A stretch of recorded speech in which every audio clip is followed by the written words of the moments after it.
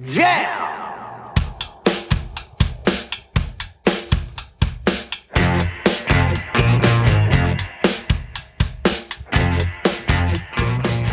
Hey, it's Josh Williams here, guys, with the One Man Podcast. Another bonus episode for you. We're recording this here on Thanksgiving, all right, here in Canada. For most of my listeners, they would know what day that is. Some of you, other parts of the world, might not know. And today, my guest is a good friend of mine. I always love hanging with this guy. I love working with this guy. He has opened for George Lopez, for Steve Harvey, for George Carlin, the one and only late, great George Carlin. He has opened twice for, in his words, the artist formerly known as Bill Cosby. He's also an Emmy Award nominee. But he's here with me now, my buddy Lamont Ferguson. Thanks for doing this, buddy. Hey, thanks for having me. It's lovely. Happy Thanksgiving. This won't in the past, and maybe people will download it in the future for next Thanksgiving. That's how forward thinking this thing is. Happy 2019 Thanksgiving. Well, you know, it's a fucking cold day here in Ottawa. I already I have no plans for Thanksgiving. I think I just spent a couple days with friends doing Thanksgiving. So again, people will hear the episode of the podcast that I record tomorrow before they hear this interview, much like last week. But Lamont Ferguson, the other half of an amazing week that I had in Ottawa at Absolute Comedy. Lamont was hosting. Paul Meyerhaw was headlining. We had so much fun. Yeah, that was too much show. We need to hunt down all those people and charge them more money is what needs to happen on that. It was a great week, man. It was a lot of fun. It's a little in the past now, a little in the rear view. Yeah. How was this last weekend? Last weekend was good. It was fun. The crowds were eclectic, let's say that, because it was up and down. You had older, and then you had some younger folks here. And on Sunday, which would have been yesterday, they were like a Saturday night first show, so they were older folks there, which is my wheelhouse. You know, I'll make the young people laugh, but I feel more comfortable in front of the older folks because they aren't not going to get offended by me saying the truth. They're not laughing at the theory of the joke. They're laughing at the actuality of it. Yeah. Last night was kind of funny, though, because I got to do some stuff that I hadn't done prior. There were a lot of minorities in the show, so there was more race stuff done. Not by plan, but just how it is. And so I was talking about the fact of how everyone has made it to Canada. Tons of people. That's the thing you guys have done well. You've got the true melting pot, except for large quantities of Latinos. That's not around, which is really, really odd to me. They can't maintain their tans here. Well, maybe. I said, because people will then go, oh, it's too cold. And I'm like, that can't be the case because you got a shitload of Jamaicans. So therefore it can't be the temperature. My theory is the people in Canada, white people in Canada, still love doing their own landscaping and farming. And and I said that to the audience, and they didn't know how to react to it because Canadian audiences are quick to be offended for things that, and they were like, we don't know if that's offensive because there are no Latino people. So therefore, we have to look at them in the crowd first and see if they're laughing. So it was fun. That's actually really funny. Hey, it's as valid a theory as any. Yeah, I don't know. It's that's so funny. Yeah. I always do these podcasts seemingly at the end of a weekend when guys were here, but then they've always done the run. So I want to just tell my listeners nice and early that there's still a chance for my Ontario peeps to come and see you. You've got 2 weeks coming up. 2 weeks in Kingston, and then to close the whole thing out in Toronto, which is flipped because I think the last 5 years I've been doing it the other way, Toronto, and then ending up in Ottawa. Prior to that, it was always this way, Ottawa, and then back out to Toronto. So it'll be interesting to go back and see that's how the it goes. Disappointing thing is because every time I get a chance, people sit down, they go, "Oh, I love that guy," and then it's like, "Oh shit!" But we just missed him, And now we have to think to look for him in a year from now. Yeah. So this is an opportunity. I'm sorry, Ottawa people, you missed it. I told you I was going to be there. All right, on the podcast, I fucking told you who was going to be with me. You had all day. The ones who came out, amazing, and I know you know how good a time you had. But in terms of people who missed it, that was you should listen to me more often. But you have 2 weeks now, so this is going to come out on Friday, which means at the point that people are listening to this, you are already in Kingston. Right, you've already put 2 shows behind you, but you've got 2 weeks. 2 weekends at least left to come and see you. That's in Kingston and then in Toronto afterwards. So check out absolutecomedy.ca, my Toronto peeps, my Kingston peeps. Go to the website. I don't say peeps ever, by the way. Yeah, Saying I was going to say, you just said it 3 times. I was like, this must be a thing that he does. My pupils. Yo, my dogs. You guys need to listen up. whatever hype words you need me to say That's to right. encourage you to go see my friend who is funny. I was trying to think of a way when I was fucking wiping down the table before the podcast. I was trying to think of a way to describe just like the way you command presence on stage. And it sounds odd, but just like you have like a stand-up grace on stage. Grace was the word that I thought of that made the most sense to me. That's nice. So I was almost like, but grace sounds soft.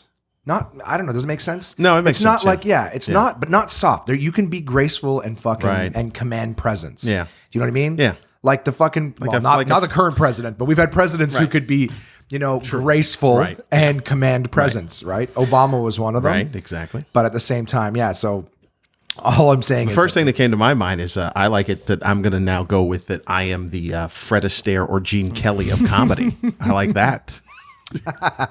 swinging That's around graceful. a lamppost That on sounds stage. graceful to me. Yeah.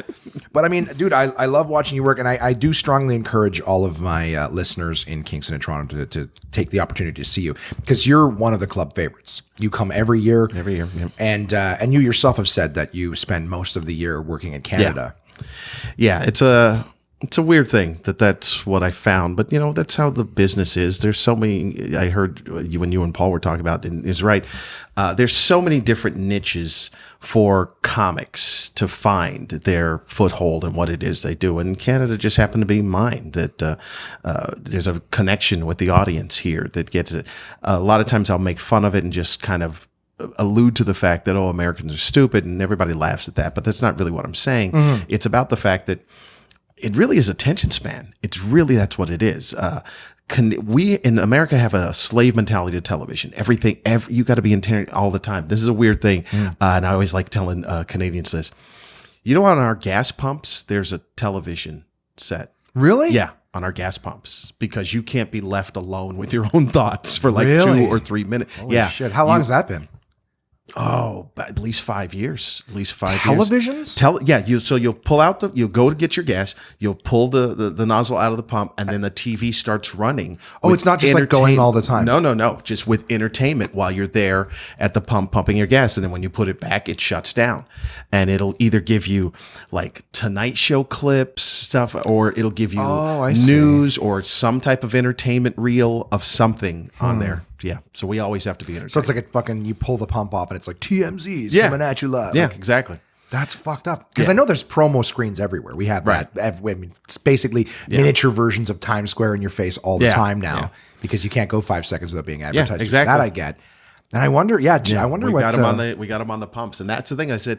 So we have to And it's constantly be audible entertained. too. Oh, yeah. Okay, Yeah. so it's not like... You're sitting there watching and listening. We have to be entertained. Canada, you got winter 7 months out of the year. That's so conservative. I was going to say 8, and I thought that was a mean.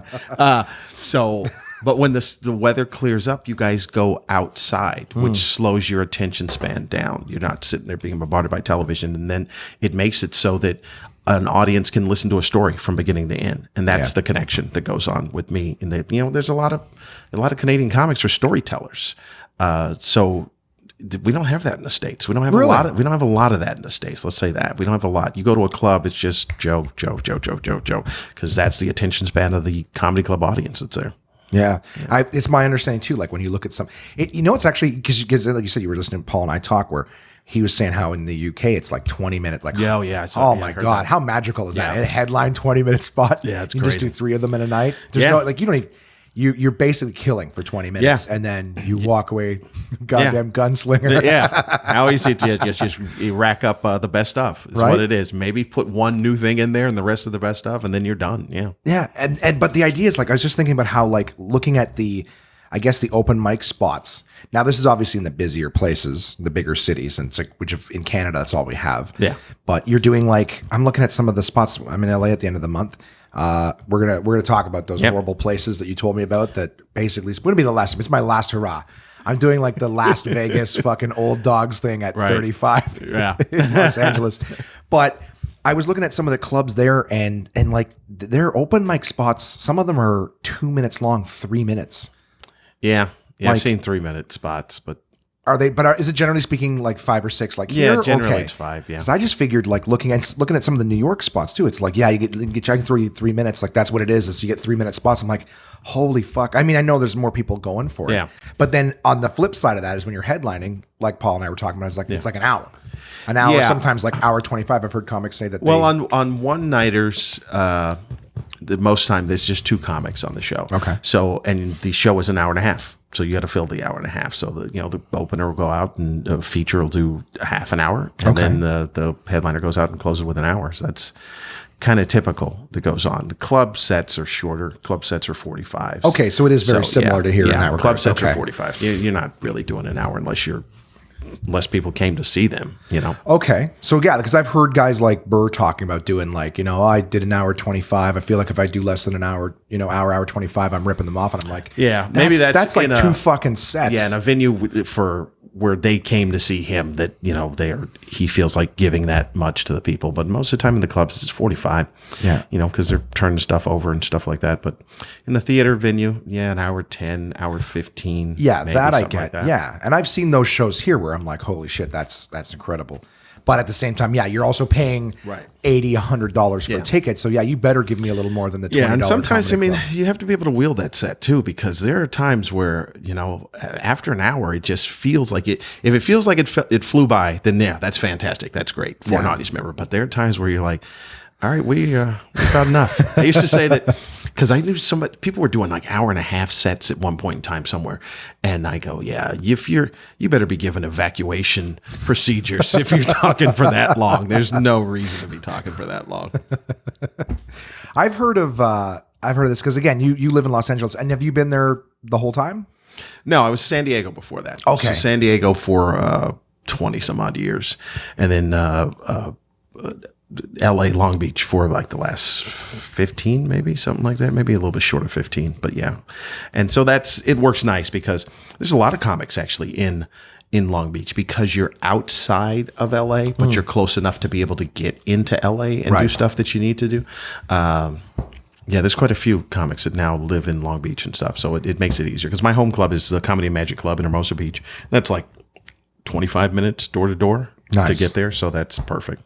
That's friggin' awesome. Yeah. I've heard of this in the States. I don't know what it's like in California, but I've heard of clubs that are like 400 seaters. Oh yeah. 450 and there's one right around the corner from me. Yeah. The Laugh Factory in downtown Long Beach is like seats 400, I think at least, and it makes no sense because the place is never full. Yeah, well of course. Yeah, and that sucks for the comic to walk out stage and see the place half empty because you're getting booked. It's like doing open mic at the stadium. Yeah. yeah. Yeah, you have 500 people show up for that. That's a massive success somewhere else. Yeah. But you walk in, you're like, yeah. It just looks shitty. Yeah, I got 30 people in this arena. Yeah. Yeah. But that's crazy. And then they're doing the same thing, right? Like 2 shows Friday, 2 shows, maybe 3 shows on a weekend. Yeah. And obviously the expectation is not for you to fill that as the comic, right? Like No. there's no booker who's going, because if you're filling 450 seats twice in a night, why aren't you doing a theater? Yeah, why not do a theater? Make more money. Yeah. But there was I think they've gone through a revamp and remodel, but the Improv in Tempe, Arizona, that used to be my favorite room in the States back in the early years. And that room was huge. And that room was like it's the place where Dennis Miller filmed Black and White. His Black and White special was filmed there. And that place was huge. It had a balcony and stuff like that. And so that was the first of these monstrosity type of clubs. And they did pretty well at filling it on the weekends and stuff, and they had decent numbers, but this was back in the early 90s. So it was the tail end of the boom, a little bit before Comedy Central started having its impact on stuff. So it was easy to do, but I don't know why you would have a club today that has it. I know other clubs that built it. Comedy Cave over in Calgary, they moved to a new location and it's perfect. I was there in June and I said, yeah, this is the perfect thing for the new thing of a comedy club. It's 125. Yeah. That's perfect because you don't have to worry about filling 125. Right. It works out well. And then if you do that, it works out until you don't have to bring in names to draw to kind of to trampoline and jumpstart the next week and that type of deal. And being sold out, there's nothing better for you than being sold out because that just makes people want it more. Now it's like, oh shit, it's sold. Okay, well, I better get my tickets early next time. And then just everybody's, that's way better than like, oh, we can just show up and we don't have to worry about reservations. Yep. There is nothing more stressful before doing a show. Obviously, club owner or a one night or whatever, than going, we don't have numbers. And then everyone shows up last minute. You're like, okay, well, thanks for the fucking ulcer. Yeah. The month and a half leading up. No, it's way better to be sold out and be turning people away because that just sends a message, hey, better fucking book early. You know? Yeah, my friend used to be a doorman at the Comedy Store, and he would always say before they sat people, they would just make them wait outside because people driving by would see the lineup. People love a line. People love seeing a line. Smart. Yeah, so. That's fucking brilliant. Yeah, and all these things, right? People like, outside bitching, why the fuck are we standing out here? Is there a reason? Because you're advertising for next week, sir. That's why you're standing outside. That's fucking smart. Oh, I like that. I should tell I should tell Jason. He's very open to new ideas that work, proven techniques. This episode brought to you by Absolute Comedy, of course. I forgot to say that off the top. I'm very good with my partners. I may or may not remember to do my part of it. But no, that's wicked, man. Like you said, I mean, I said it off the top. You've opened for some of the biggest names in not just stand-up, but entertainment. Yeah. Yeah, I've had a very, very blessed time. And some of the names are names that I leave off because they've actually passed away. But they were big names at the time. Like I worked a lot with Richard Jeni. Dude, Richard Jeni, I worked a lot with, and he's a guy that I learned a lot from, just on how, when you talk about the grace on the stage, that's mainly what I've learned from him, because he would walk up on that stage, and as comics, we deliver everything right center for the most part, right center in the mic stuff. And he was the first person I ever saw use every aspect of the stage. Yeah. He would come up and first thing he'd do is take his jacket off and he'd lay it down on the corner of the floor there on the stage. And then he'd start doing his set and he'd be on his knees at times. He'd be lying down. You remember the thing about the ref, the football ref thing? Okay, yeah. You do it football. He's lying down on the stage. People have to kind of lift up to look at, like, that's a cardinal sin. People are like, no, he didn't care. And then he would do it from the back corner. He'd just deliver jokes from the back corner of the stage and stuff like that. Just amazing to watch him work. And I said, I probably worked with him more than anyone else. And it's almost like when you're doing that, it's almost like, no, you keep up with me. I'm not pandering for you. This is what I'm doing, and you're welcome to watch, but you keep up with me. He shows up like it is his office, and I'm taking my time and I'm doing this. And then when he would go to get ready to leave, he never said he was going to leave. He'd just go pick up his jacket, and you could feel the energy in the room. People would sit up straighter. They'd lean forward because they wanted to soak up every last second with him because they knew he was about to leave. So it was amazing to watch that dude work.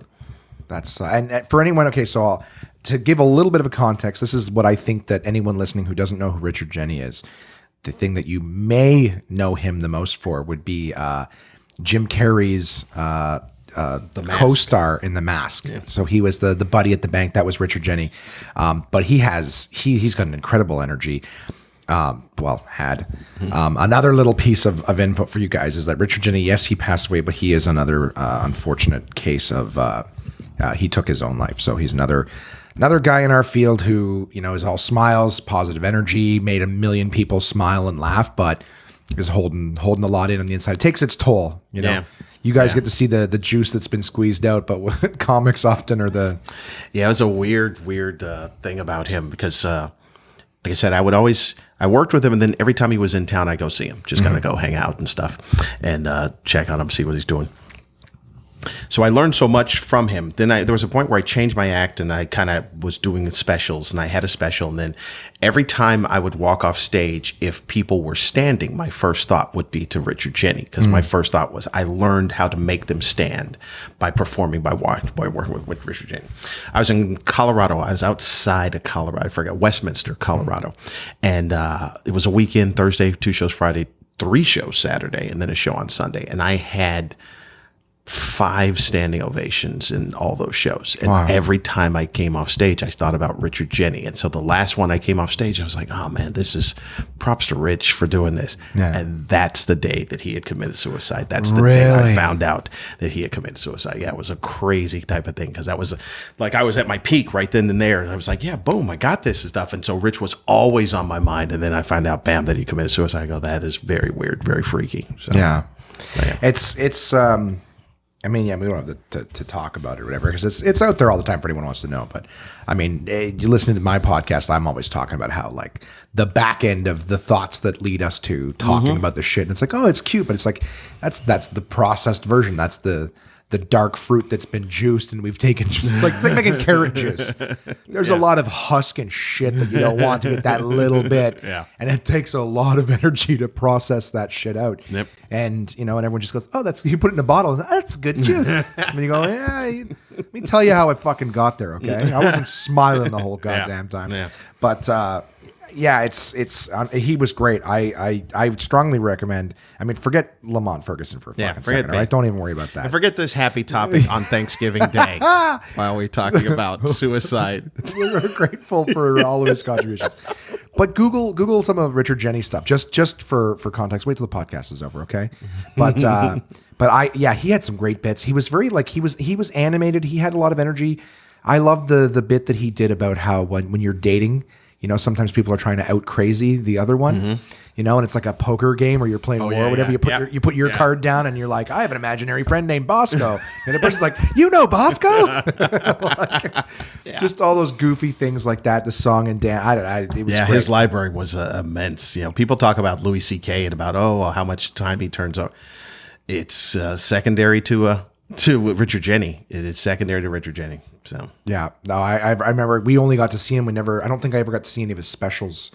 I mean, because I was very young when he was at his peak, I think. But there was a lot of because he was. I mean, obviously he was doing crazy. He was getting into movies, right? I don't remember how long ago it was that he was gone. Yeah, I don't remember either. It was a while ago. It's not. But he also had. Because the industry tried. The industry kept trying to push him because. The dude had such a following in stand-up. Richard Jeni's here. Boom, that place is sold out.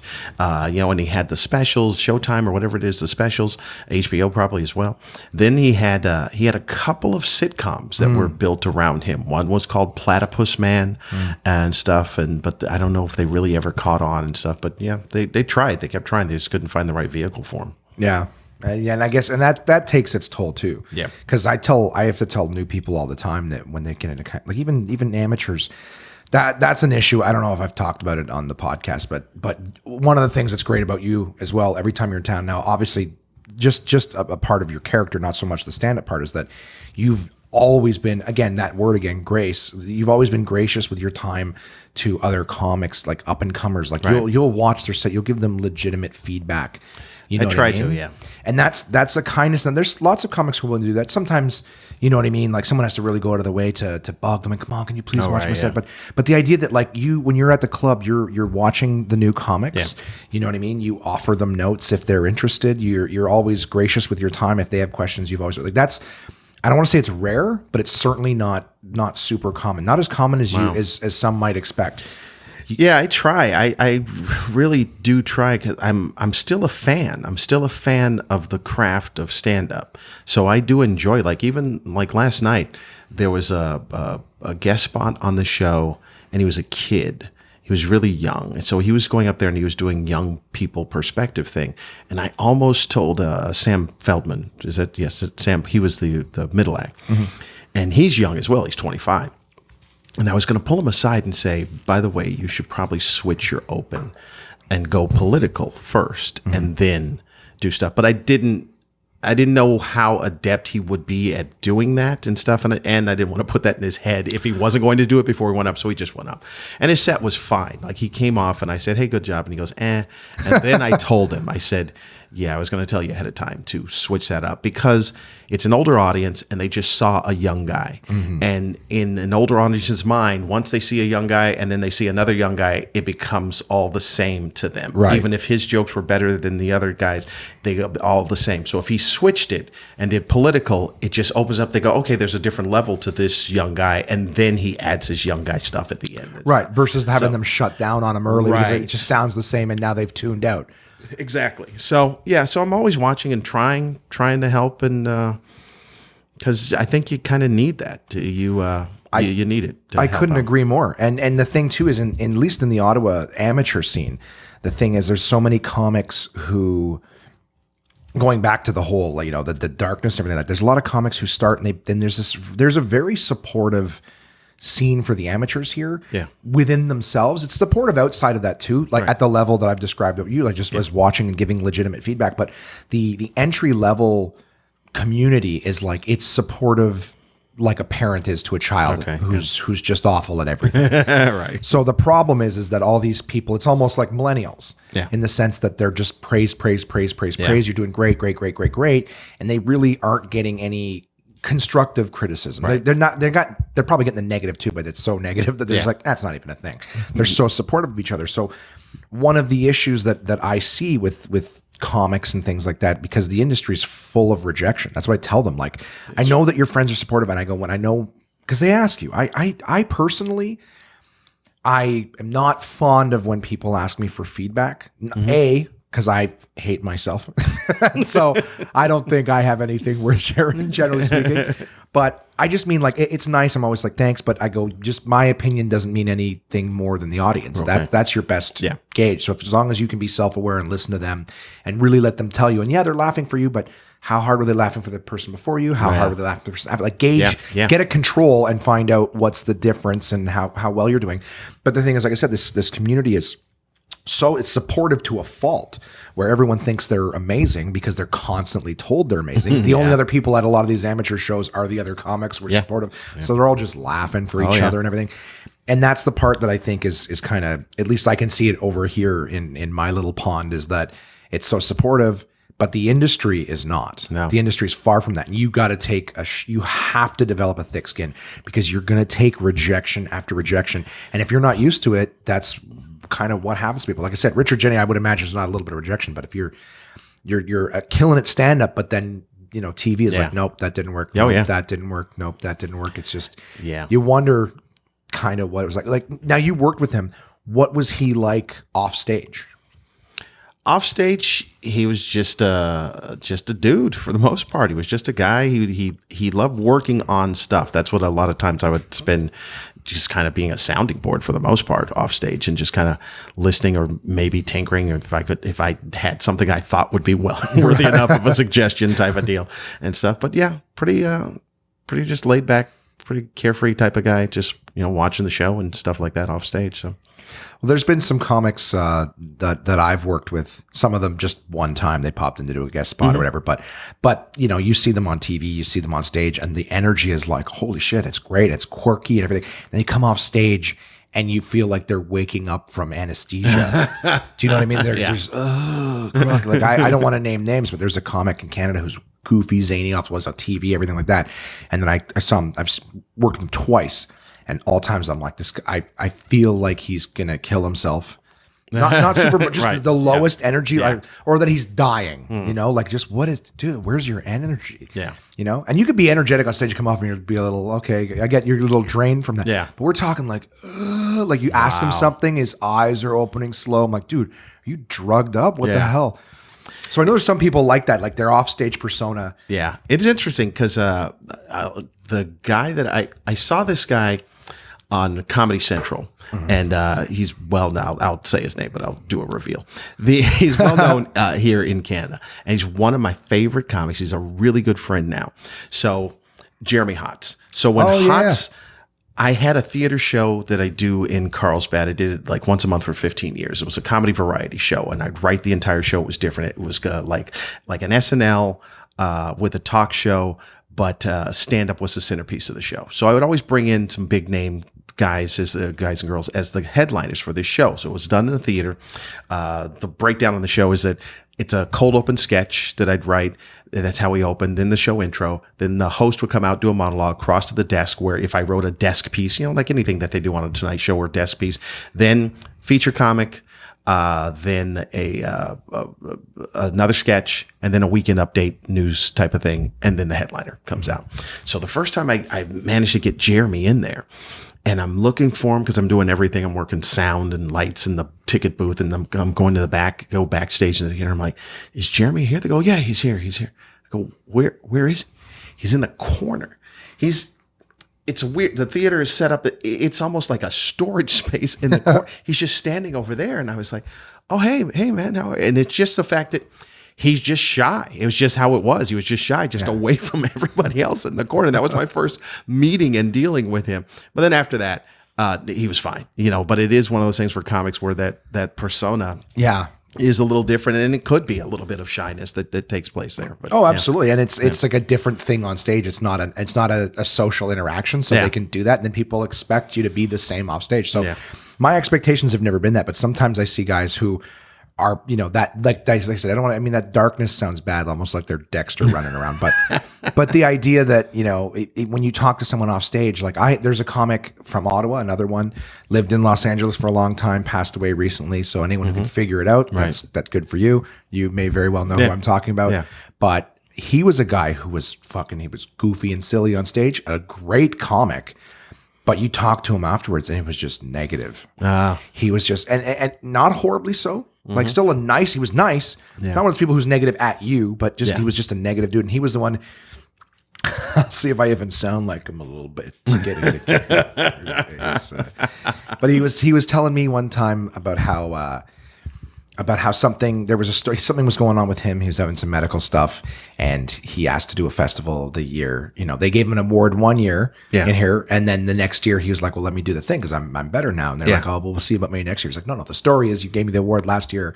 And now I'm back. Right, this should be and he goes, you know what, something, Josh, is you, he goes, sorry, I try not to laugh through it, got to compose yourself when you're doing them. But he goes, you only hold your breath when you're underwater, right? He goes, you know who your friends are in Los Angeles? They're the ones that stab you in the chest. Like, holy shit, that's tough. I did always appreciate little things like that because I'm like, fuck, that would suck. But I'm like, at least I won't be completely taken aback that's when true. I see that the industry is that way. But that's the thing, right? It's like sometimes the guys who seem like the happiest and the quirkiest, it's like you start to get into what's behind all the humor. Yeah. Did I talk about with this, Paul? I don't remember. But I just say how like humor is, that's how comedians process bad shit. We use comedy as a processing method. Some people just can cry. Yeah. We've developed a defense mechanism and a process. So we just have to make it funny. Yeah, you have the ability to pull yourself out of it and then look at it from an overview. And then that helps because you know that you're still in it, but that helps you be able to get through it. Yeah, exactly. We don't make fun of things because we don't care. It's just that crying about it, we've already established, well, that doesn't fucking do anything. So how do I make this accessible to my brain to at least be able to process it, and we disarm it with humor, right? Because it's hard to be afraid of something or, that's been made light of. We're solving the world today. I like that. What's next? What's next? Know. Any other countries? Any other countries we need to fix? The country of comedy has been solved. Amnesty. I wanted to ask though, because this is something that you and I have never really talked about, is what got you into comedy. You've been in comedy for a very long time, and I mean that is a good thing. Not a like, oh my God, Jesus Christ! Oh my goodness! It's that. When are you leaving? It's on. When are you leaving comedy? You were holding up spots, going through the microfiche to find those articles from when you first. No. But like I said, dude, the accolades, the achievements, like the accomplishments are insane. They're crazy good. But like, where did you start in stand-up comedy? Like, what were you doing when you decided, you know what, I think I should be a comic? What was going on? I'll tell you what it is, because you asked me and you're here and it's only the two of us here. So when I was a little kid, oldest of 4 kids, my mom, stay-at-home mom. So in the summers, to keep us entertained while we were out of school, she would take us to the library because it's free. We didn't have a lot of money. So you go to the library and, get books or whatever it is you want.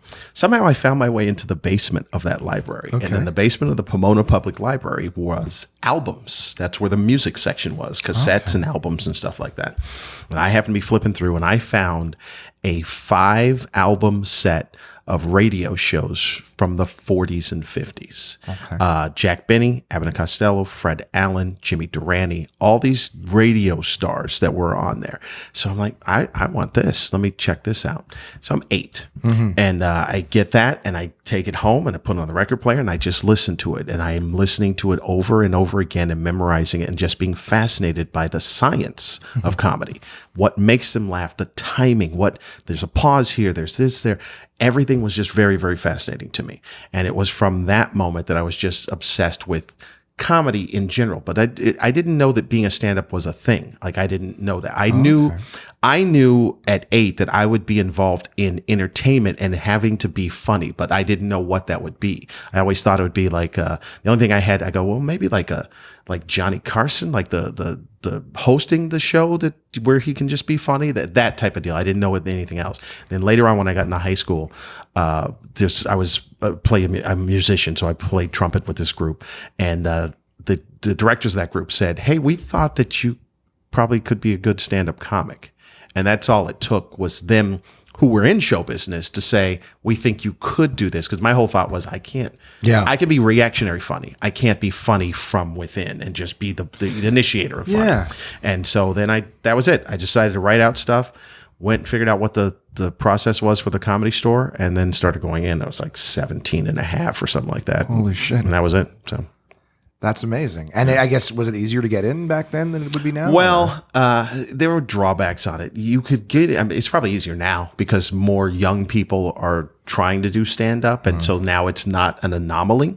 So like when I was doing it, there weren't that many kids that were doing stand-up. The kids who were prior to me, one was Byron Allen. Okay. Oh, that's my phone. I must have said something that the phone is now picked up, and now it's just taking all the stuff, and it'll be looking for it.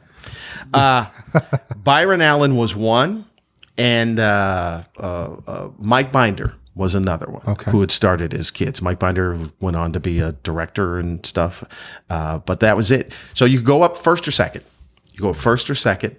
You go in, everyone else signed up, but you go up first or second, do your set, and then leave the room because you couldn't be in the room. So the drawback is... Why is that? The drinking? Or? Drinking, yes. Okay. So the drawback is I never got to see stand-up performed. I could only see it on TV. I couldn't see it live because I couldn't be in the room. So that's how you learn, is from watching, and I couldn't learn from watching. I'd have to go in, do my set, see how it went, and then leave the room. Yeah, and you're not 2 years away from it at 17. You're 4 years away from it. Yeah, that's a fucking lifetime in stand-up. Yeah, so what happened was the Comedy Store was around. You had to be 21 to get in at that point in time, so I'd have been standing outside forever waiting to go up. The Improv then opened a year after I was there, and the Improv, you only had to be 18. So by that time, I was 18, and I could stay in the room and watch stand-up being done. There was a point where I didn't go to the Comedy Store for like a year, and the Comedy Store people forgot how old I was. And so when I went back to the Comedy Store, they just assumed that I had to be of age because I was in at the club over there at the Improv, not realizing that there's two different age levels, and then I could get in. So I got in 2 years early at the Comedy Store to be able to learn and see what was going on, because otherwise you're just lost. Yeah. You know?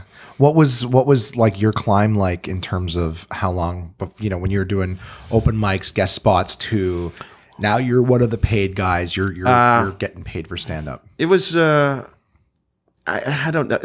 I didn't really kind of bear down and kind of do it. It was, I was going to school at the time. Okay. I was also going to college. I was going to San Diego State at the same time. So I would try to get, do the spots regularly. And then there was a point where I was like, well, let me see how far I can get with this and just actually physically do it. So from that point, then it wasn't long. But in the beginning, it didn't take that long for me to be able to get spots, maybe 2.5, 3 years. Once I got to the Improv and was just doing the Improv for that year and being able to see everybody come through, being able to see Seinfeld and Rich Scheidner and all these guys come through, and Paula Poundstone and people come through and watch them, then that helped my development. And but nothing helped my development more than actually going on the road. The first time I went on the road was a 3-week thing. There was a club called Laughs Unlimited, and he had 3 rooms. And so I got in to open at each room. So nice. It's a week, and a full week club. And then I came back to the Comedy Store and then was going up on stage, and the veteran comics were there. They're like, what happened to this dude? How did this happen? And then I'm like, I was working. I actually was working, and so that would help the development. But yeah, it was a fun time climbing up the ranks. Because the way I look at things is, this is the way I am. I'm a little competitive. whoever the number one person is, that's who I'm shooting for. Right. I got to be that person. I got to get to as close as I can get to that person. The weird thing about it is that when I would get to that person and I'd pass that person, it'd make me angry at them because I'm like, why'd you stop working? I should have never technically been able to catch you. Right. And so that's what drives me. That's what keeps me going, is because when I see people, I don't want to ever be that guy. I don't want to ever be the guy. Because look, when we started out, we saw people that were, man, that guy's so funny, or that girl's so funny. They're hilarious. And then as you got better, you started seeing how they weren't as funny. And I never want to be that guy. I don't want to be the guy that people go, man, that guy was funny when I started, but not anymore. I'm like, I can't be that. I can't be that dude. Yeah. No, and I understand. It's strange too, and that's one of the weird things about comedy being subjective too, is that like you still are, like you said, there's some guys it's like, that's funny, your own personal taste. It's strange. Like I remember one of the first weeks that I got to do like a full weekend, maybe middling or whatever, years ago. But one of my I can't even say it because I don't want that negative feedback on it, but it was one of my favorite dudes, still is one of my favorite dudes. Personality, like zany, goofy, silly. One of my favorite guys to watch. Just because he's got little tags and little throwaway things that you're like, you would never in a million years think to put that in a joke. Okay. And then just, he'll say something and then just, blah, blah, blah. Like a little, where did you get that from? That's funnier than the fucking joke. Yeah. You know what I mean? Like, and just to, But anyways, I was so excited to be middling for this guy all week. And people, I guess this would be considered a humble brag, but I didn't like it at the time. I still think these people were wrong. But people were coming up to me consistently after every single show saying, "Oh, you were way funnier than the headliner. Like you should have been." I go, well, no. He's one of the best. What's wrong with you? That fucking guy is hysterical. Yeah. So that's a weird thing. And I still do not for a second think that I did a better job than him that week. Maybe some people just don't like zany, goofy, and silly, but it's like you said, you're almost like, I was like, no, you're just wrong to the people. But obviously for yourself, like you're a hardworking guy, work ethic, strong. Like still, I mean, I have no notebook that I write in anymore. You've got still before you go on, you've got your notes. You're always adding to things. Yeah. Dude, it's my fear. It's a big fear. It's the fear that drives me. I don't, I love this club. I love Jason, and very grateful for the opportunity to come through here. Jason's a piece of shit. Just for the record, Jason's a piece of shit.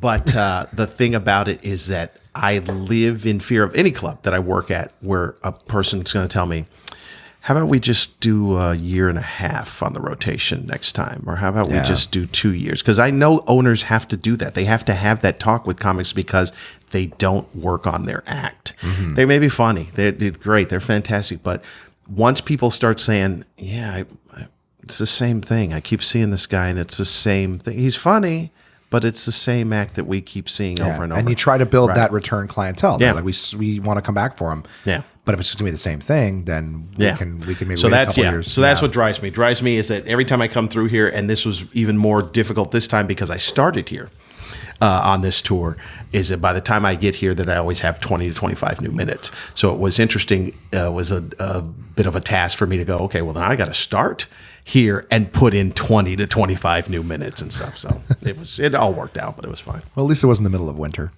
Usually when you come, it's fucking negative, whatever the hell. It's negative. Yeah. It's 20 degrees below absolute zero. It's a Futurama joke. It's like they're now using Kelvin. What? We switched to we had to switch to Kelvin.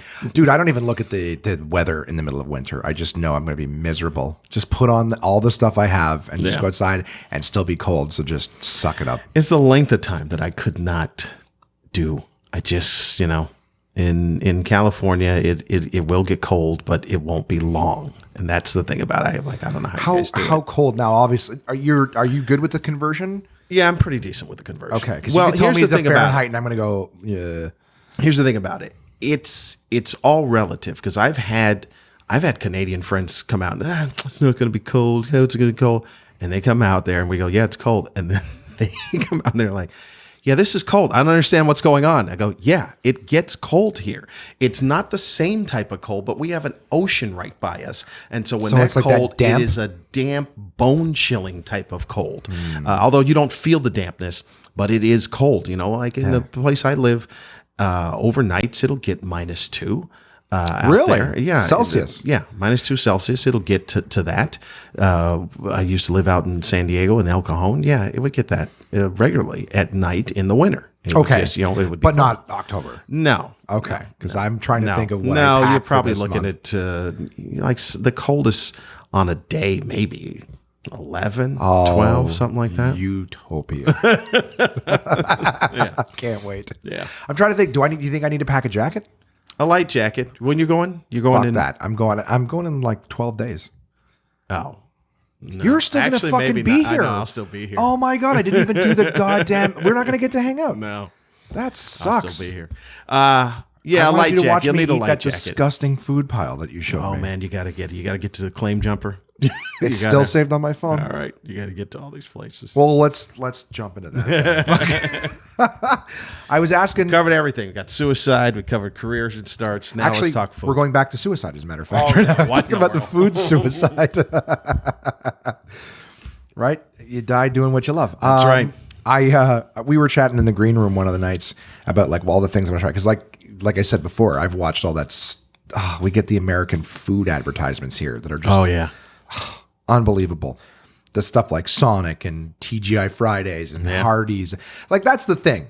Basically, it's like how big can your erection get when you got Kate Upton scarfing down a double, which you know she doesn't fucking eat. Yeah, yeah. But it's just like, do you like titties and giant burgers? You sure Yeah. do. I'm an American. You show up. So I'm just watching that and I'm going, my brain understands and accepts all of this. But there's so many different places like what is it, Fuddruckers? Is that the name of the place? Fuddrucker, yo, man, I haven't been to Fudd. That's funny you mentioned that. I've not been to Fuddruckers in years. Is it good? It's good. Yeah? It is good. Because they have like, I see even in the movies, they have that movie Waiting. Yeah. And their place is called Shenanigans. And it's my understanding that it's supposed to be like a Okay. Fuddruckers. Sort of. Okay. I could be wrong. Yeah, I'm not sure. But- Yeah, Fuddrucker's a good place. I haven't been there in quite a bit where you kind of make your burger as you go along there. And Oh, yeah? It's a nice place, yeah. Okay. So it's just a burger, kind of a burger. It's an American eatery type of deal, which mainly it's burgers. That's what they're kind of known for. Okay. Yeah. I'm excited for, as I was telling you, I was excited for the tacos and the authentic Mexican or whatever. Yeah. Like I'm going to gain weight. I'm trying to lose weight before I go, and I'm not even trying hard. Yeah, it's hard even to list one of the place because, like I told you, there's just a bunch of shops and stands that are around, and most of them are they're all the same. They're good food and stuff like that. So Is there anything to avoid? Like they're not good, and it's going to look like the shit that is good? I mean, I guess it exists everywhere. yeah, not really sure. But the Like- Mexican food, you're pretty safe. I've heard the with any pizza's place. not particularly great there. Like for some reason, they don't know how to. No, because it's all the chains that goes on there. Like if you'll go to a place that's not a chain, maybe you'll get a decent. Like in my, this is funny. In my neighborhood in Long Beach, there's just a standalone place called Canadian Pizza. As a matter of fact, Really? that has the best pizza. Really? Yeah. I didn't think we were particularly good. I don't know why it's called Canadian Pizza. New York, I have Chicago. no idea, but Wow. it's called Canadian Pizza, And it's good. run by Mexicans. That's why we have no Mexicans in Canada. They're all of the Canadian Mexicans are in California selling pizza, our national dish, which it is not. But yeah, So, but the pizza's decent. But yeah, that's the Mexican food stuff. Even some of the chains, not Taco Bell, but like a place if you can find it, they're called Holy Moly. Okay. Which is really good too. And can you beat Taco Tuesday, for crying out What is loud? fucking Taco? I've heard Taco that. Tuesday is at Holy Moly and a lot of other places. Tacos are $1. Go fuck yourself. For real? Yeah. On Tuesday, they're $1. So dude, I how am think I they gonna went get up out to at night? I'm they gonna went be up so to full. $1.19 at Holy Moly. But they got everything. They got carne asada. They got fish tacos. They got What are they your normally? pollo. They're like close to $2 or something like that. Oh, okay. So they're only knocking a buck they're off. just not going to do Dude, there's all these little hole in the wall places that I've been going to lately where they're like $6-7 for pig's head and fish Right, tacos yeah, yeah. because it's more real. Right. But fuck that. If I can get $2 tacos, Man, I'm dude, telling you. tacos are $1.50 at Taco Bell here. Yeah, yeah. They're still half decent, but they suck. Yeah. Yeah. It's just that's you want a $1 taco, you're going to Taco Bell. If I can go there and get the real soft shelled fucking Exactly. with real Yeah, man, Get yourself a corn maybe that's my corn thing. tortilla and fill that thing up. little carnitas, which is pork, and then a little onion and cilantro in there. I don't think I'm coming back. I don't think I'm coming back. I'm gonna be one of those guys like your neighborhood that just ringing the bell, selling whatever it is. That would be magical. Yeah, you don't even have to go anywhere. You just kind of just stand out in the street. The guy will come to you. The guy will come to you and sell you tamales, for crying out loud. Oh my God. It sounds. I'm so glad I don't live there because I will be dead. But I think I'm going to do like a 7-8 day suicide chronicle of just every day death by boom, boom, boom. I think that's what I'll have to do. Every day I'm going to have to get on the scale, go eat somewhere, get on the scale at the end of the day, and then the next morning, here's how much didn't come out the back end. I got to do In-N-Out Burger. In-N-Out's good, yeah. So love In-N-Out. Good. Fries are good, except that I've always joked about the In-N-Out shelf life on the shelf life for In-N-Out fries is the length of the drive-through. It's pretty much really. It's one of those things where the fries that come out, they're hot and they're great, but by the time you get home, they're not. And it's almost a thing where you almost have to eat them right then and there because it's the length of the drive. But even McDonald's, they're fucking done before you get home. Yeah. So, but In-N-Out's good. What else I told? Tommy T's, because they've got that's the home of the chili burger and chili cheese fries. I'm gonna have to start writing these down. I'm gonna have to actually meal plan the way. It's gonna be a meal plan of eating out. Basically, all people who have meal plans to be safe and healthy. Lucille's. That's another place I don't What's think that? you guys have here. Barbecue. Lucille's barbecue. Jesus Christ. And then what was it? The main thing was Roscoe's chicken Chicken waffles. Okay, yeah. So Roscoe's, I've heard referenced 1,000 times. Yeah, you I gotta know get it's to a chip, Roscoe's. and it's good. Yeah.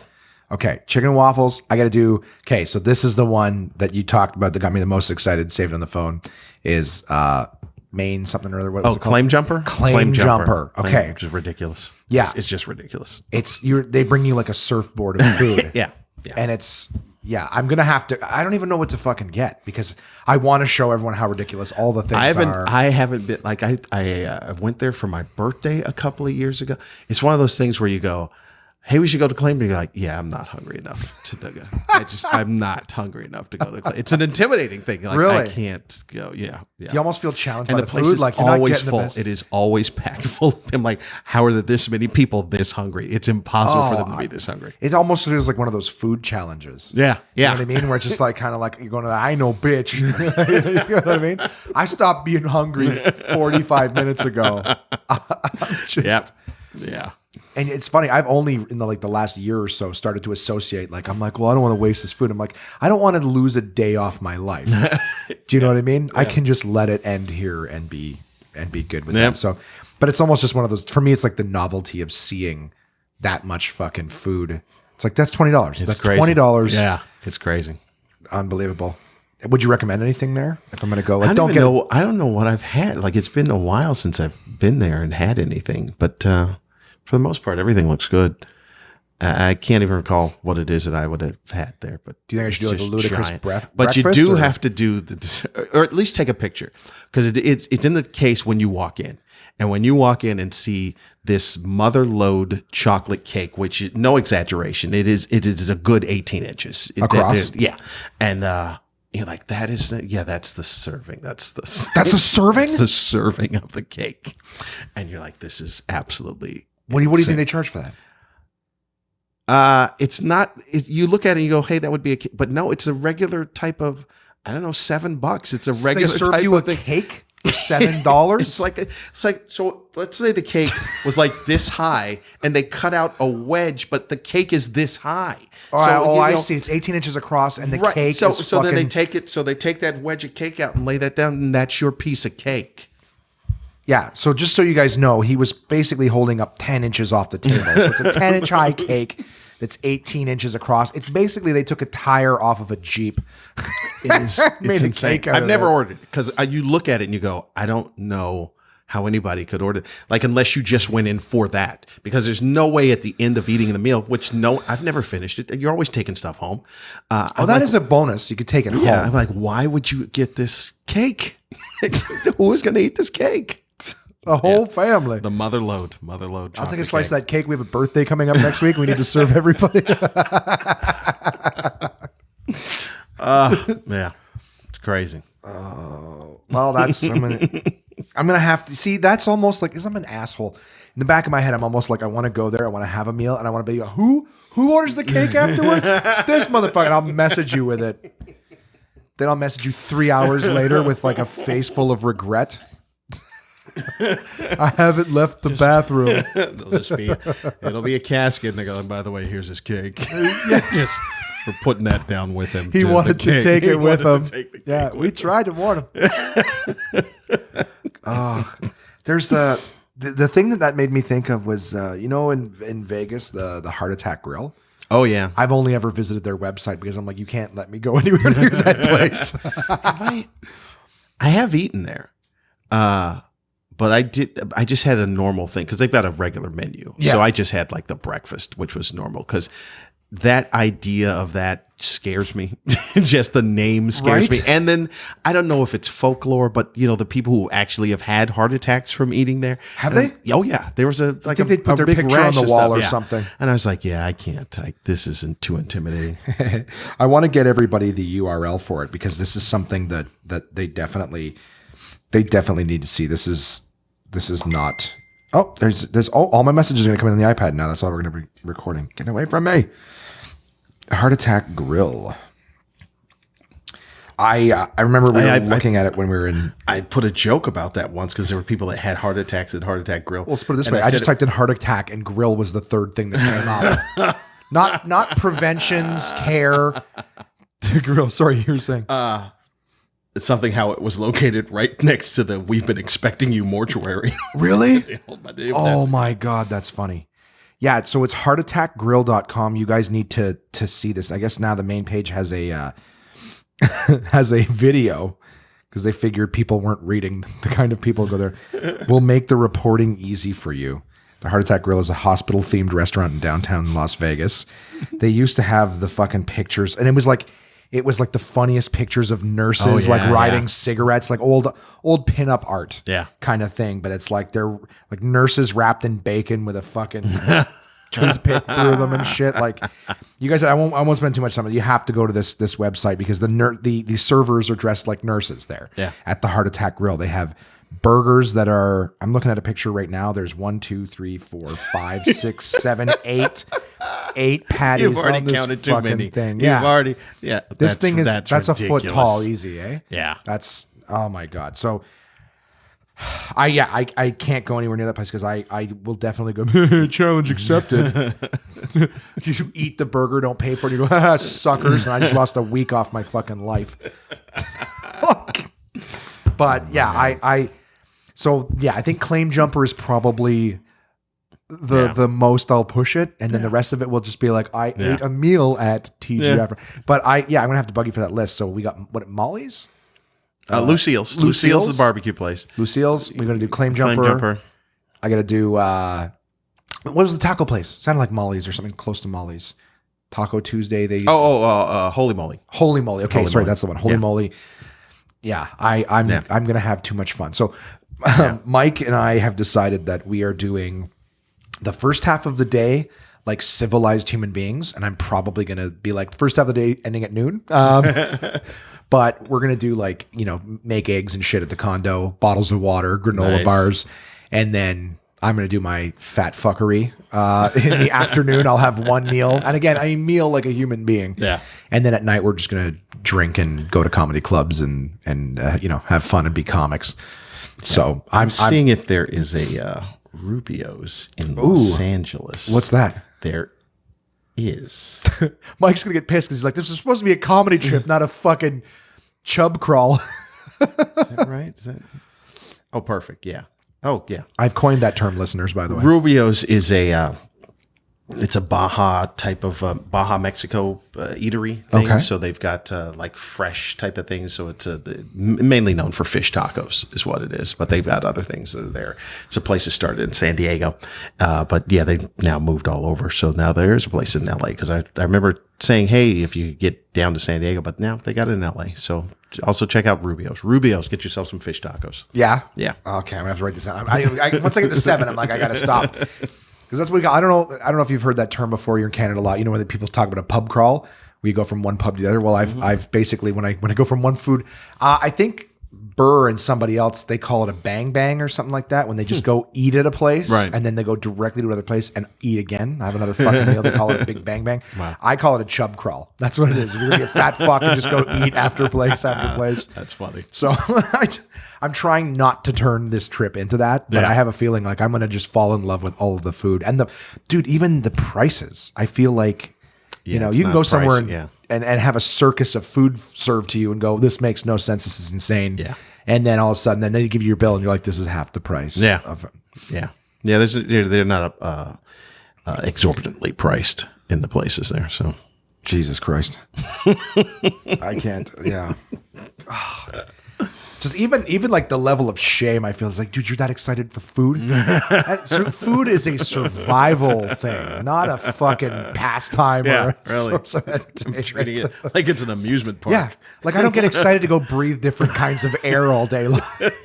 You know what I mean? Yeah. But I'm like, food. Oh, for fuck's sakes. Man. So are you excited for the next few weeks? I am looking forward to it. Kingston's it's a little different. It's not a big city, and so I always found that coming the backwards because I'll be in Toronto and I've written this material. I'm like, all right, let's go, and then I go to Kingston, and they're like, yeah, we don't understand what you're talking about, So it takes a little bit of adjustment, but I'm ready for it. So we got a good time. That. And then we'll fire up the other stuff when we get to Toronto and see. It also will be interesting because when I first started coming out here and doing this thing, and I'd never been to Toronto. So when Jason had the club in Toronto and I'm doing here, and then I finish up in Toronto, I hated Toronto. I couldn't stand the city. I was like, I get it. I was like, I get what everybody in Canada hates about Toronto. I get it.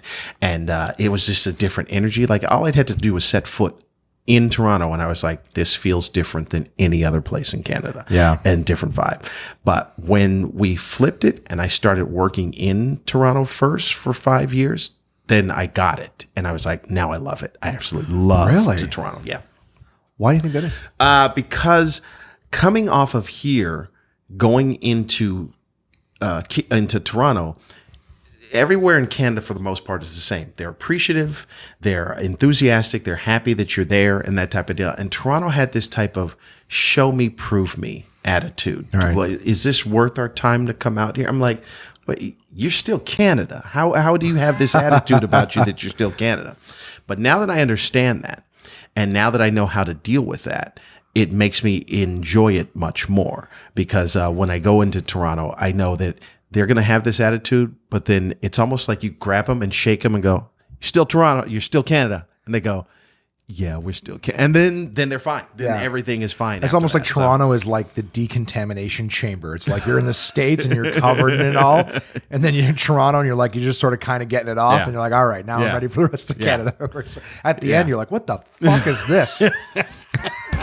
Yeah. So now I love it. Absolutely love it. And, when it is one of those things where, because I've gotten a couple of standing ovations in that room, and I'm like, yeah, that was something that was earned, you know, for them. They don't give it away. They're not standing up for everybody that comes through here. They really have to earn and impress them. So I'm like, all right, cool. I have as I was growing up, I did I did some more than the average theater stuff when I was younger.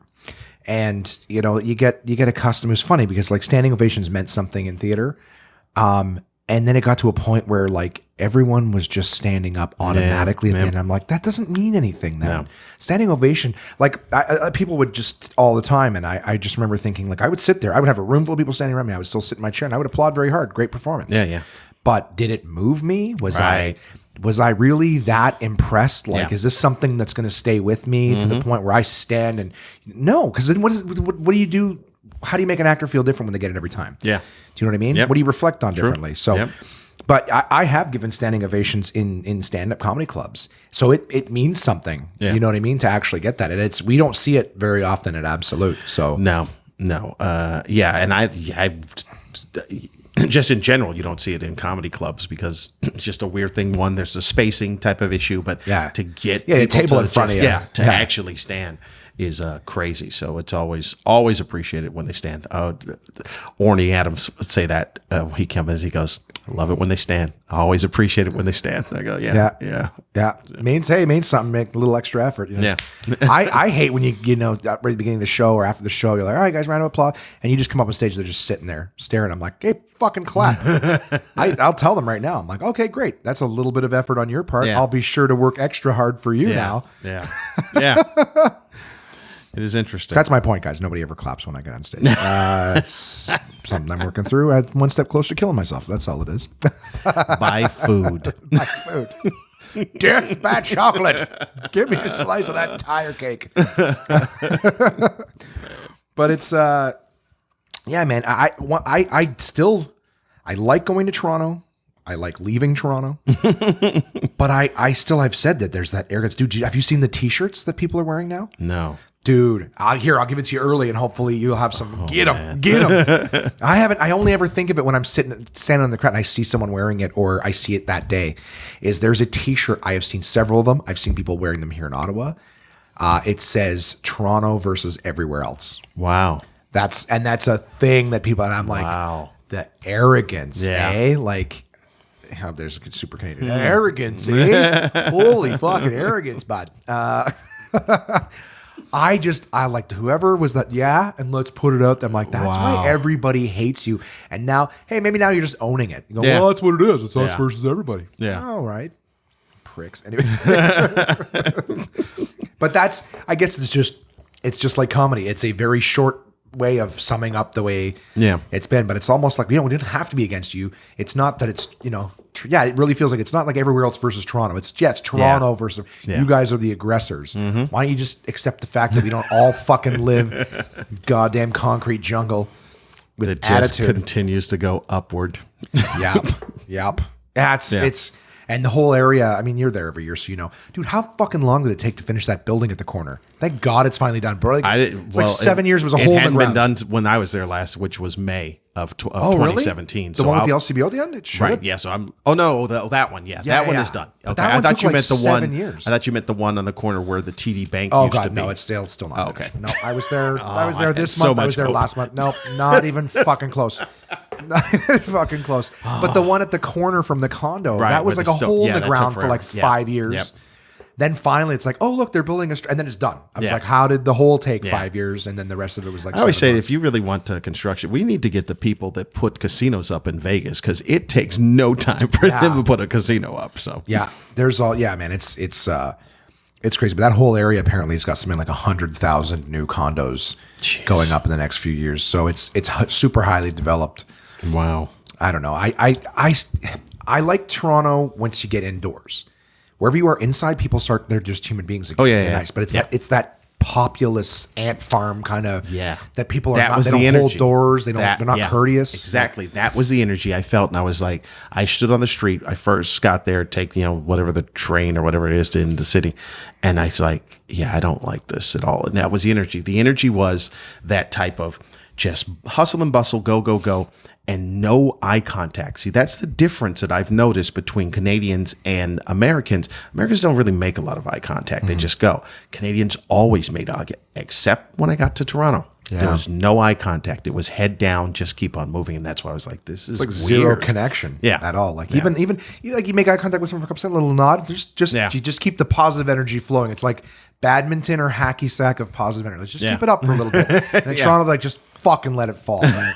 Let it fall. Get the fuck out of here with your happiness. Right? And you're just kind of like, it doesn't just, you walk by, you knock it up and we keep going. We just keep this positive going.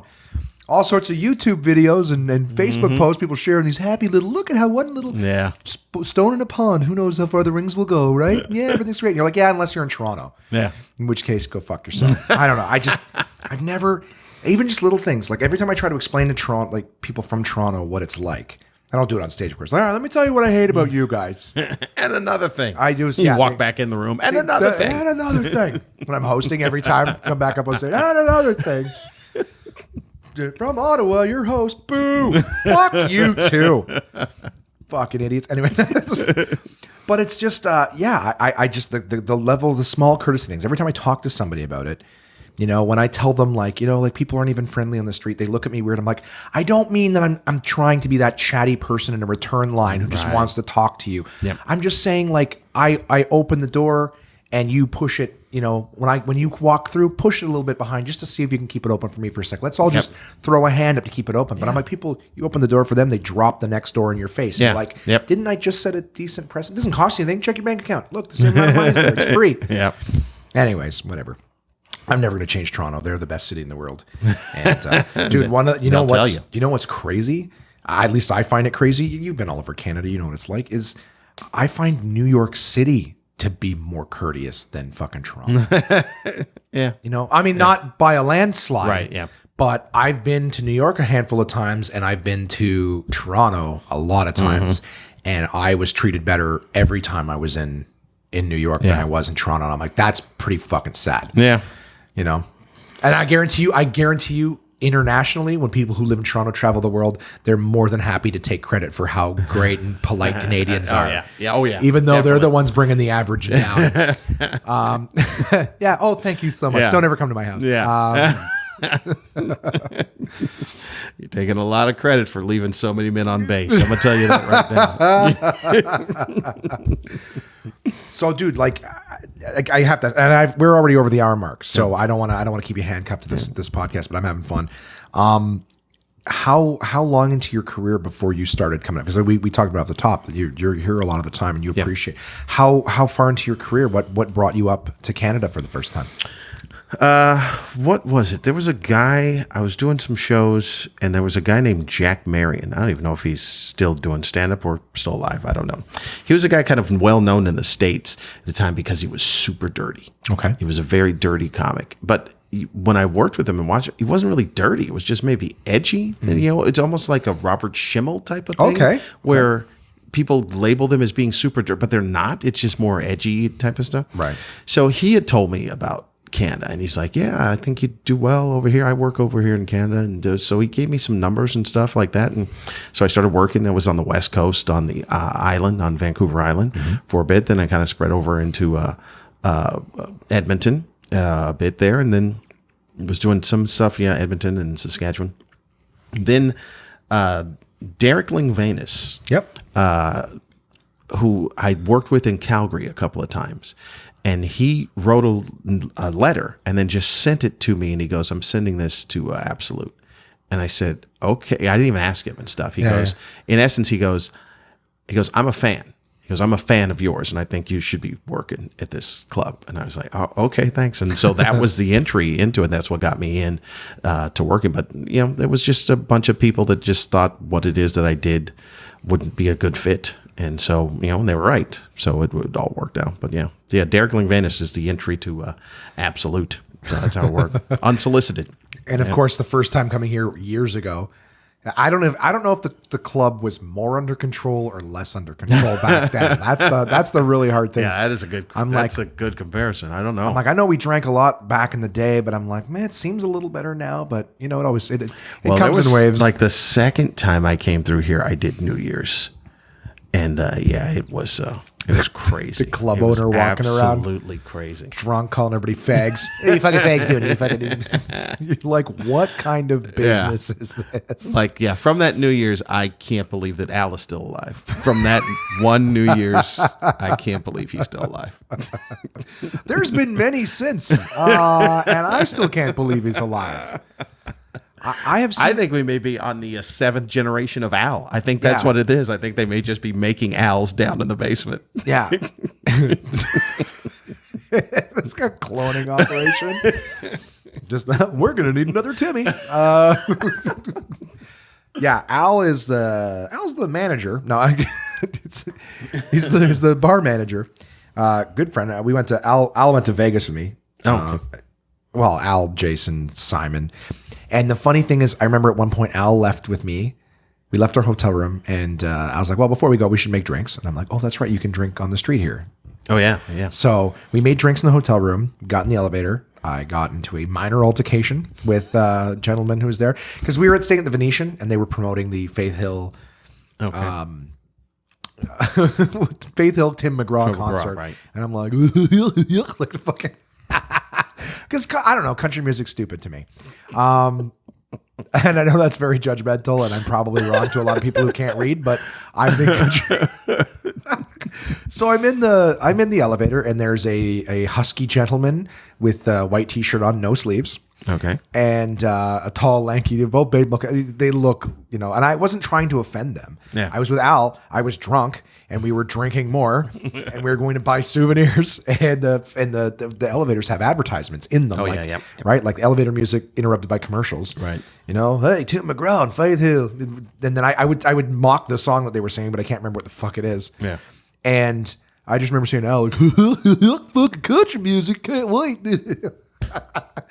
I'm like, country music's the best, man. You get your tickets for the Cousin fucking Festival this and just that kind of bullshit.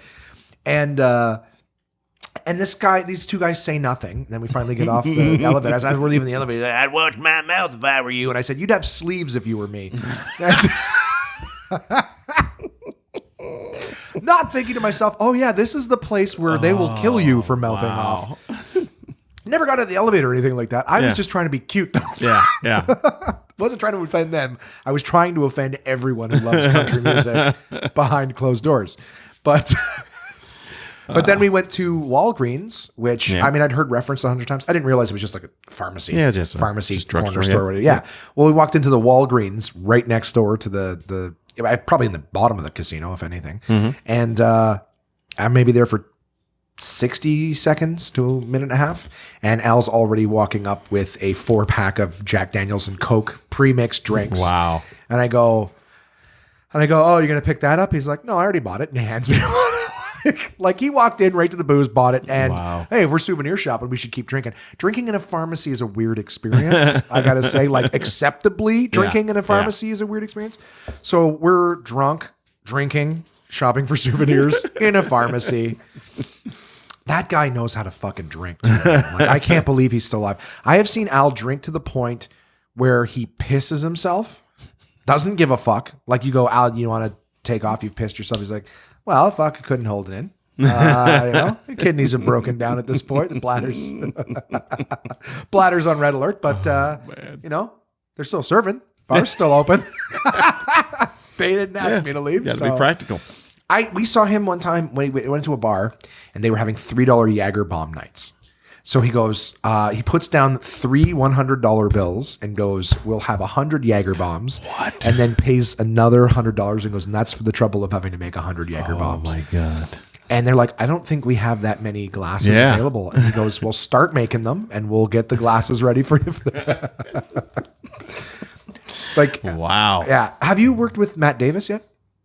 From Alabama, Birmingham, Alabama? No, guy? not. So Matt came up here at one time, and Matt's been, we have 100. We have 100 Al Should Be Dead stories. Hundreds of them. Pulled over by the cops. I think Jason, Jip Joe, who used to work at the club, Al, and Matt Davis, whatever, and they had been drinking. I think it's been more than 7 years, so the statute of limitations is over on this. But they were drinking. They got pulled over by the cops. I don't know if they got pulled over or if they tried to get in the car and the cops were there. Okay. But they all blew into the breathalyzer. They were all too drunk to drive.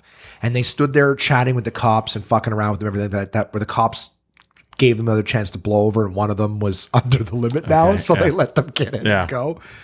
But Matt Davis was saying how like he does all sorts of writing and wants to do stuff, TV and movies. Always got ideas. Always working on something super great. Like you would never assume that this guy is from Birmingham, Alabama. One of the smartest and well-read human beings I've ever met.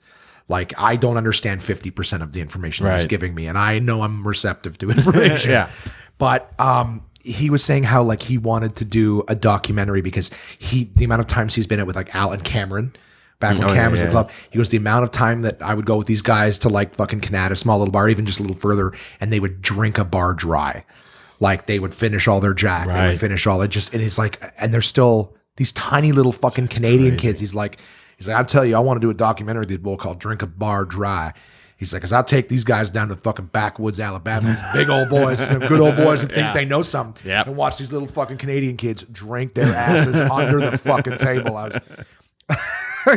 But it would be pretty difficult to find a company that's willing to back alcohol poisoning. Then again, in the last few years, there's been a lot of documentaries where it's just like, let's kill ourselves with McDonald's or whatever, you know? But just, yeah. That's so crazy. That's a lot of Al stories. Sorry, listeners. I'm given, it's like, oh, let's do some advertisement for Absolute Comedy. Our head bartender's an alcoholic. Don't give him a breathalyzer on shift ever. But, fucking ludicrous. I'm just thinking your first time coming here and you go, what is going on? It was crazy. I was just I'm like, this is because coming out of the Comedy Store was kind of like that during the days of the late 80s, early 90s, around there, because it was kind of the same thing. We had the run of the place. And so Mitzi would never really show up. You know, she never even paid attention to the Comedy Store in San Diego at all. So it was run by a comic. His assistant was a comic, the bartender, everybody. They had maybe a couple of waitresses who were only waitresses. And the rest of them, everybody else was a comic. So we ran the place. We had access to it. It was open 7 nights a week.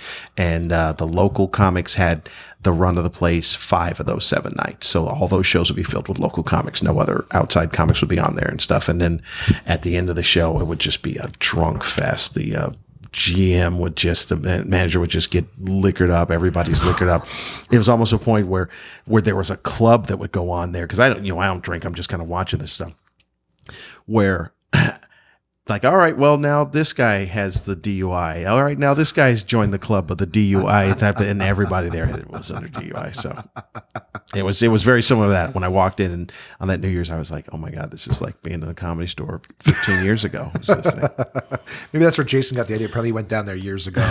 And he's like, I love Jason's discipline is like, all right, like I remember, and I laughed so hard because I'm like, this is the stupidest parenting I've ever heard in my life, where Jason's discipline for people getting caught drunk was, all right, you're only allowed to have 2 drinks while on shift now. You're only allowed to break the law a little bit. All right? The training wheels are on your fucking criminality. I just thought it's fucking hilarious. It's funny. And it's fun, dude. And when you're a new comic, holy shit, did I ever not progress in my life at all? I mean, I was doing good in comedy, but in terms of just responsibility, getting drunk every night, sleep until 3 and be like, man, I'm king of the world. Yeah. Right. And but yeah, I've heard a lot of guys I've talked to. It's like, and I'm sure you've seen it as well, where it's like, there's someone who's a great comic, but they're not working on the business aspect at all. They just show up every night, they do their shit, and then that's it. Yeah, it all depends on what it is. Like another guy who's dead and that I worked with a lot. It's all dead talk with Lamont Ferguson. Dennis Wolfberg. I don't know if you know who this is, but if you get a chance to look up some of his stuff, Dennis Wolfberg, he was fantastic, amazing. Did not kill himself, so there's a happy ending. So, but I remember the first time I worked with him, we were in Sacramento, and he was talking about Gilbert Gottfried. Wow. And he's like, Gilbert is so talented, but he's the laziest fuck I've ever seen. That guy won't do anything. He's just so lazy and stuff. He was just ranting about Gilbert Gottfried, about how lazy he was at the time. And like I said, that was 89, around that time. 89, stuff like that. So clearly he picked it up. Early 90s, he was doing Disney voice work. Yeah. But he's got that wacky fucking voice that's just wacky. Not my best adjective, but but it was funny listen to him critique him about the comics and their work ethics. Yeah. Now, just asking me, because you would be more likely to know than I, is that really his voice? I've heard rumors that is not his real voice. I've never, not to make you be the one to answer. Yeah, I've never met him. I've heard him on Howard a lot. He was been on Howard Stern a lot. And that, in essence, is exaggeration of the voice. Okay. But not by much. It's just not that. It's not that. He'll soften it up and stuff. So when he's talking, but man, that dude is so funny. That dude, just in the interviews, he's so funny and so like he'll do weird impressions.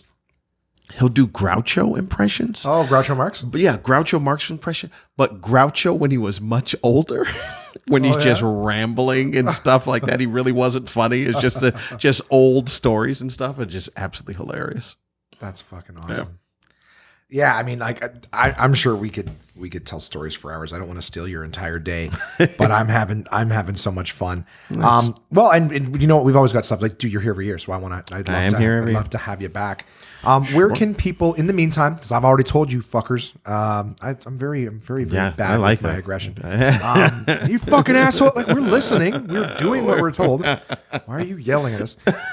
You guys should go see Lamont, man. He's fucking hysterical, and you get to see him start in Ottawa with the 20 new. So you're gonna have maybe 30 new. I'm just kidding. I'm just raising the bar, but we'll see. But you guys should see him in Kingston. Again, anyone who's listening to this now, if you're in Kingston, he's already in your town. Now, I would also recommend the second week because that's when you're headlining. Headlining weekend. You get to see more of Lamont. But then again, at the same time. And then, you know what Toronto is? I'm just going to tell people that they need to be prepared to be boarded. Toronto, both weeks, is Mike Damber and myself. Oh, really? Yeah. Oh, that's a show not to be missed. Yeah. That's a fucking. So So what, you're hosting and he's headlining? I'm hosting the first week. Then you're headlining? Yep. Wow. Yeah. So prepared to be You boarded. guys, two fucking angry dudes are just gonna call. That's great too. And you know what? Because that's a perfect. It's. I like that the pacing and the. But I love that it's like crowd work and then material. Right. Yeah. Do you know what I mean? So it's a really good balance. You're still getting the same perspective and things like that. But it's that's going to be fun. Yeah. Are you looking forward to that? Yeah, I'm looking forward to that. I haven't worked with Mike in quite a while, so it'll be nice to see him again. Yeah. I didn't even realize that. I cannot recommend that show more. I'm actually going to get a hold of my Toronto people. Like, this is the one to see. Don't fuck around. Well, that's fucking awesome, dude. Where can people connect with you? Because you're great at social media too, by the way. No, I don't know if I'm great. I try. I try for an old man. No, look at I watched your thing from the canal the other day. You did a video from the canal. Oh, yeah. You had music, cuts, fucking effects. See, here's the thing about it. So I watch these people and I'm like, I'm going to try and do my social media and stuff like that. But I'm not like the people that just go, I just did this and I threw it up. You can even see them stopping the thing when they stop it. Yeah. My whole thing is it's got to be produced and it's got to be sharp, which adds more work to it. But that's what I'm comfortable putting out there and stuff. So. Yeah, I try on that. Dude, it looks great. I still can't. I don't know what it is because here's the thing. I don't ever think to do it. I don't ever think to do it until it's too late. I'll put a little graphic up and go, oh, here's this thing. I don't think to do it. I don't know. I never feel like anything I say is interesting. Yeah. I never feel like anything I'm doing is interesting. Yeah. But so I just never like, oh, this is good. Every now and again, something really cool happened. I go, and then it's like this little whisper in the fucking noise. And it's like, oh, it might have been worth hearing, but I didn't hear it. Well, yeah, it's a work thing. And you got, 2 weeks ago, I was in Utah. I was at a club. I'd never been in Utah. I'm like, oh, well, let me try to do this thing. I'm looking at Kevin Hart stuff and stuff like that. I'm like, let me try to give these 40 fans a behind the scenes look.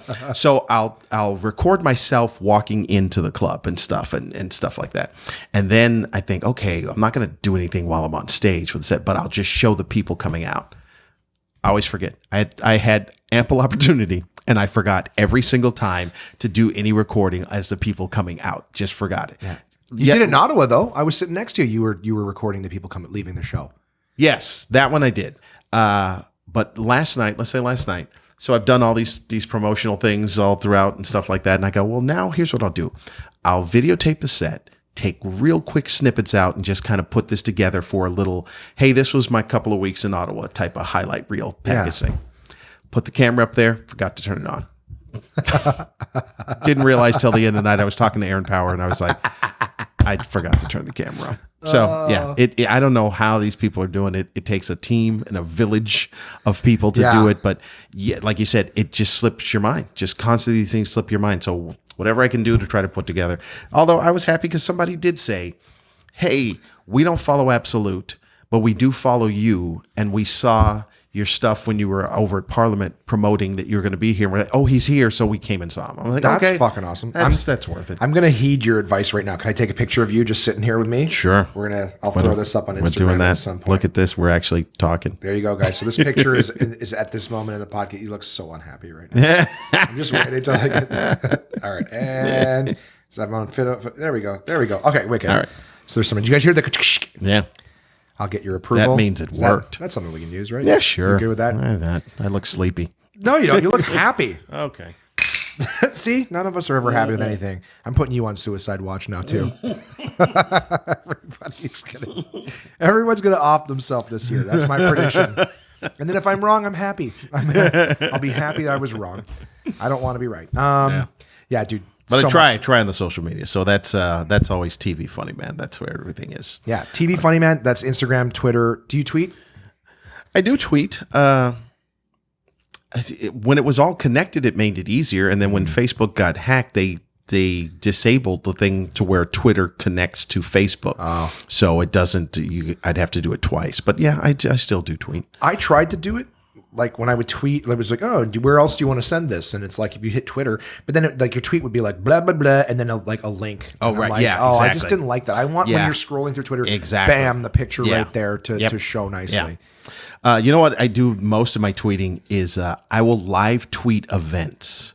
So if it's the Oscars or something like one time a year, what's the Juno Award? One time What's here, your- yeah. I don't know either. I actually was live tweeting the Juno Awards and stuff. That's fun when I can sit down there and do that. I'll do that sometimes, and that's kind of fun. A lot of people do it with politics and stuff. And Yeah, I don't, unless it's a debate. And then it's always just funny stuff. I'm not even doing anything. Like everything I do is just for funny. There's nothing that's put on there that's just like, oh, this is my opinion. I'm ranting. Like, no, everything is just about funny. yeah, I don't know where my people. I don't think I have people. I think that might be what it is. Because I'm like every tweet might get like one like. My post will get like two likes. That's me too. And I'm like, mine as well. A lot of times I'd like to look back at when on the Facebook memories, and I look and I'll see, I'll go, man, I was so funny on that day. Yeah, type of deal.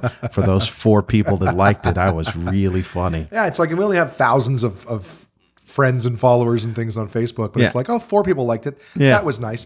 And now that you can see how many people saw it, it's like, oh, 1,200 people saw it. Yeah. 4 people took that extra Yeah. half I'm millisecond. like, what do you got to do? like I it, don't know what you got to do. right? So I don't know. I'm talking to you guys too. I know you see it on Facebook. I know you didn't get this far into the episode either. Yeah, I need a fan. That's the thing I always talk about. I need, because I have a friend, Karen Rontowski, who's an amazing comic and my best friend in show business. Whatever she puts up, she has a fan base. Karen, you're the best. Like just a whole bunch of things. Yeah. And I'll put up something I know is well crafted and stuff like that. And it's like 6 people that like it. I need her fan. I need that type of deity worshiping fan. Yeah. My fan base is like me. That's the problem. They're like me. Like we're cynical and they probably question why they're fans of me is the whole thing about it. I don't know. Okay, so I'd love to get your thoughts on this because I think that the best time for me to be promoting, following me and shit is right after I had a good show. And that's not what I do. Instead, it's me telling people, in basic conversation, like, yeah, just follow my thing or whatever, blah, Yeah. blah, blah. And they're like, boring right now. I don't want to follow you. You're Yeah. a comedian? Oh, cool. Yeah, follow me. Yeah. Nah, Yeah. not yet. You haven't earned it. Everyone's Toronto to me when I'm talking about my social media. I got to find out what's going on with Yeah. it. But I think after shows, I also want to make a mailing list. I want to start, Yeah. because I'd like to start producing and maybe doing like little theaters and colleges and stuff like that. It'd be nice to have a mailing list. And that's one of those things that's on my list. Like, hey, start a mailing list. I was because- supposed to do every time I'm out here. I'm always thinking, hey, I'm supposed to do it, and then I'm like, oh yeah, get the cards, put them on the table, then collect the cards and stuff. And I always forget. I don't want to. Never get around. It's so much work. But you see these guys. I mean, I see a lot of these guys. They put all that work into it. Now, granted, they aren't the funniest people that you would see, but they are really good at doing that self promotion. And, they'll get a mailing list that, hey, when I'm here, come and see me. We were just talking about this the other night at the Ice House, and we were all older comics. So we were all just saying that, yeah, I don't feel comfortable doing that. Just like you were saying, like we go, I don't think everything I say is interesting. And if I keep sending somebody about, I'm going to be here, now I'm bothering them. And they're like, Yeah. oh, enough of this guy, enough of this thing. And I said, the problem is the people that do it, they don't have whatever this is that we have where we go, we don't want to bother you. They don't have that. They're just like, hey, just come see me. I'm the greatest thing. Come, just constantly bombarding people. And somehow it works. Well, the thing we can do for you is to promote that. Now they're talking about all these guys like, I'm not doing that. I find your shit interesting. Oh, thanks. I appreciate that. TV Funny Man. TV Funny Man for Instagram and Twitter. The tweet box. I like your House of Comedy posts. Oh, You'll take a picture like yeah. of the show happening Yeah. live, and Yeah. you're like, tonight's House of Comedy. House of I like that. I like that. Yeah. So, and then it's just Lamont Ferguson on Facebook. But please, listeners, please get real close. There's more than one Lamont Ferguson. And here's the odd thing about it. There's more than one Lamont Ferguson. There's another Lamont Ferguson that also does stand-up comedy. Oh, yeah? He's horrible. Is he? Josh, he needs to be put down. Okay. He is absolutely I'm on it. horrific. I'll invite him to Chain Link or whatever the fuck that fucking food place is called. What's it called? Mountain Road? Oh, Claim Jumper? Claim Jumper. I've known about this guy for a while because you Google yourself and stuff like that. And I watched him, but he never affected me because I was like, and I never said anything about it because I'm pro-black. And so he's also a black comic. And till recently, I was working with someone in Calgary over the summer, and the guy goes, he introduced himself to me. He goes, yeah, I watched all your clips online. What? And I said, okay, good. And he goes, but in your clips, you were much younger. All your clips are younger. And I go, no, I control all my content. They're all pretty recent clips of me being on there. And he goes, no. And I pulled up my whatever YouTube stuff and I showed it to him. He goes, no, that's not. And I was like, oh, that son of a bitch. It's that other Lamont Ferguson. Like maybe his hits are coming up sooner. Yeah. So he needs to be stopped because he is horrific. And then ever since I started talking about this, it seems like he's gotten busier. No. Yeah. Which is funny. Yeah, you got to stop because now everyone's like, who is this other one? Yeah, And they just start putting hits and views and shit. Yeah. So it's funny. And that's the part. That's the part I think that bothers me. Again, as I get older and less able to absorb new information, is the fact that the younger guys are the ones, like so the entertainment aspect of social media, just them killing time and fucking around, has actually made them better business bodies. To be able to. Oh, I know how all this shit works. So now that I can, taking it and applying it to a business and awareness and media format, it's like. I'm like, you motherfuckers. I just got good at sending emails. And now you got followers, so now people are just going to come. Let's do this. There we go. Boom. That's awesome. That'll be up. More pictures of us, guys. We're trying. It's like we're getting ourselves excited and fucking. That's what we're going to do. We're going to fucking promote this shit. Dude, so much fun as always. When are you going to Kingston? Tomorrow. Evening, afternoon, evening. Tomorrow evening? Yeah. You have plans during the day? No. Okay. Not that everyone needs to hear us just shooting the shit about this. Is something we can do after we're done. But no, I don't think I'll do anything during the day. All right. Well, I got to record the regular podcast. Maybe I'll find something. Maybe we'll do something fun afterwards. Okay. If you're up for it. Sure. Thank you so much for doing this. Thanks Again, for having everyone, me. we're doing fun. this on Thanksgiving. Oh, yeah. You're going to hear it on Friday. That's right. It is gray outside. Dude, there was a garbage fire across the street this morning. What? Yeah. I got to show you pictures. But I'll do that after here. So this has been a weird day. What is Friday? Friday, I'm looking for weather on Friday. So what I can wish them. Oh, okay. It looks like a little chilly. 9 for Friday. 9 for Friday. So. Fuck you. Yeah, my London. You're in it now. Yeah, my London, Ontario friends. I know you're listening. I hope you're listening. I'm like, I know it. I've lost confidence. I hope you're listening. And then one saying, easy come, easy go. I very strongly recommend you coming to one of the 2 weeks Toronto. AbsoluteComedy.ca for everyone who's listening. Always good shows, but if you are in Kingston or Toronto in the next little while, please check out Lamont Ferguson. Super funny dude, great comic. His years of experience and his accolades always show on stage. So don't get it fucking twisted. All right, just because he's up in Canada where we don't deserve good comics doesn't mean we So check him out, TV Funny Man on social media. As always, my friend, it was great working with you. It was great spending time. I hope we get a chance to hang out again before you go because I know it's going to be a year before. I really thought I was going to hang out with you in Los Angeles. I don't know why I didn't do the math on that. Yeah, when you said that, I thought so too, but then I didn't realize. It dawned on me that no, your sentence is still up here. You still have. You'll be with me in spirit. I'll send you pictures. To smash big rocks into small rocks. So. Well, thank you so much for doing this, my friend. I look forward to hearing how everything goes. I'll be in your home while you're in mine. Yes, indeed. Be a lot of fun. Thanks for doing this, buddy. All right, man. Sure.